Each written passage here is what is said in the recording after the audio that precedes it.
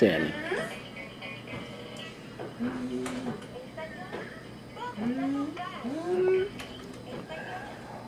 I first got introduced to Sammy a while ago with his sister, and I said I had to tell this guy's story. So I grabbed my camera with permission of the family, of course, and started filming Sammy.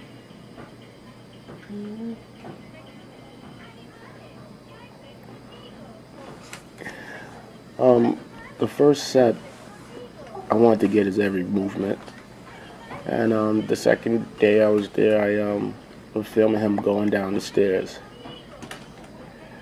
And I'm trying to adjust the camera upward to get a good glimpse of him. I know before when he was coming down the stairs, his mom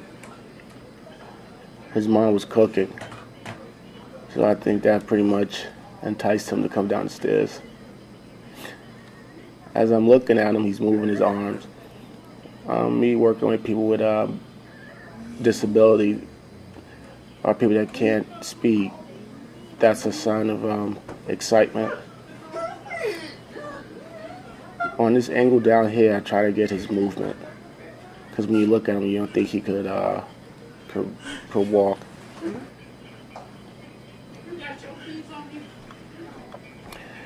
I got a shot of him sitting on the couch.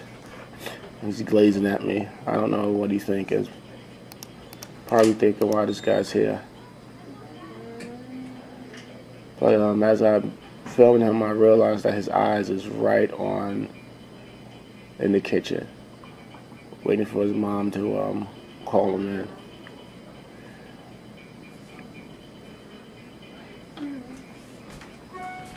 Hello, Mr. Sam. How you doing today, and she told him to come get his supper. But he got up and moved. I didn't think he could move that quick. I was surprised. He sits in his chair, and she put the fold over him. Hey, big guy, how you doing, Mr. Dale?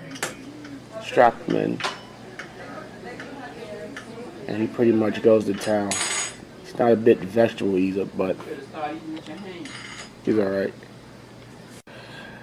Church.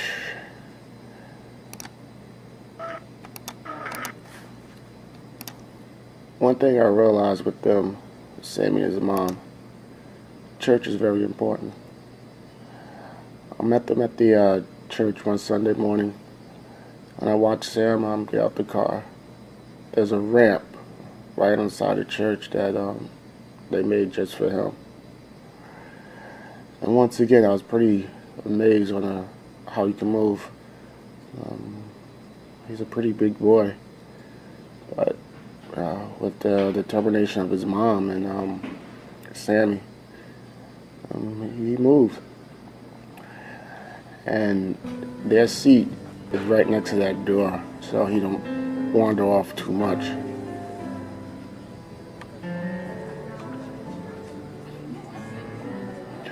As they sit and get ready for church, as they wait for people to come in, Sammy and his mom take a seat, and like every Sunday, people walk up and greet them. Everybody knows Sam in the church, from the pastor down to the ushers. You know, she's been a member there, I think, for over 30 years. And, you know, everybody come and greet them. Sam sit there patiently for the church service to begin. Pastor sit and give his service. It's sometimes it seems like Sammy knows what he's talking about. But I think that's remarkable. I try to pretty much focus straight on Sam and nobody else. I didn't want to get people a little nervous about me filming them. When I got to Sammy's house and started the interview, the great snowstorm of October started to begin.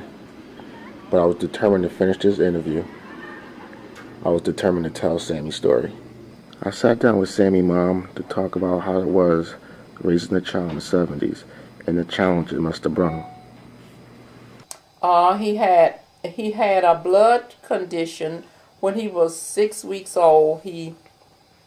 His nose just continually bleed. It was nonstop. So the doctor took him and they took 2 basins, and they had one filled with water, and they had put some tubes in his nostrils, and they drew his blood out, and they sent the water in, and the water went in, and the blood came out, and when they did, the blood went back in and the water came out. So he never had that trouble again.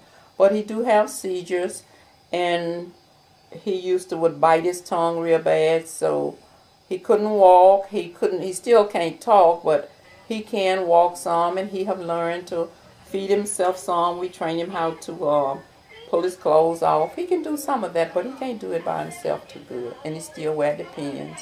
He's like a 9-month-old baby to us, and we just love him, and we just thank God for giving him to us, because we just have someone to love at all times.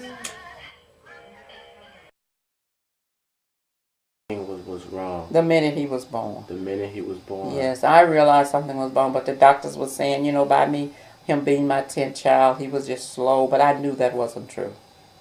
I knew something was wrong with Sammy at birth, because he didn't have no motivations. He never cried. I never heard Sam cry even until this day.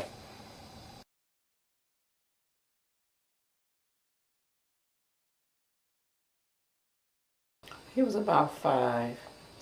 His dad had bought a small piano. He started to learn how to play. Well, his daddy always played guitar. So he always loved music. And his brother had a band, and he would always go and he would try to pull up by the keyboard. He couldn't stand, up, but he would pull up and he could, touch. He would sit down and kind of hold his hand and pull up and touch the piano keys, and that's the way he would play. So when Jerry started music school, we bought a organ, and you could turn it on and it could play just play whatever by turning it on. So he would get in there and he would turn that on. He learned how to turn that on at about 6 years old. He could turn it on and play the music just by itself, just turn it on. Wow. Yeah, he can turn all types of music. It's not hard for him to play, turn it on. And he can go, he know what he want to listen to, if it's say Christmas songs or church songs or jazz or whatever it is. He just love all music, and he will go and play whatever he want to play, as long as it have the key there, it can go on when he touch it.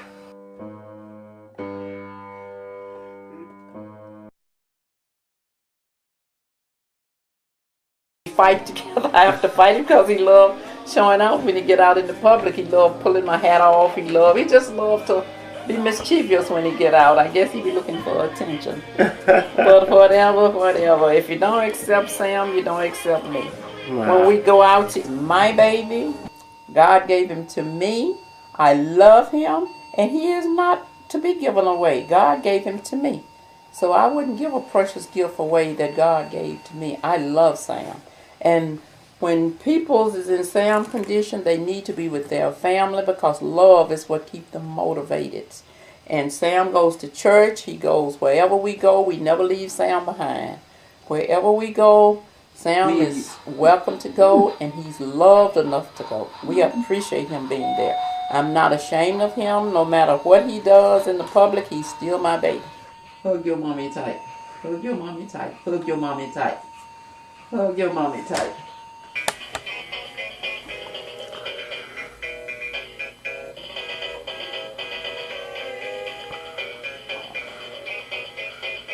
Mm-hmm.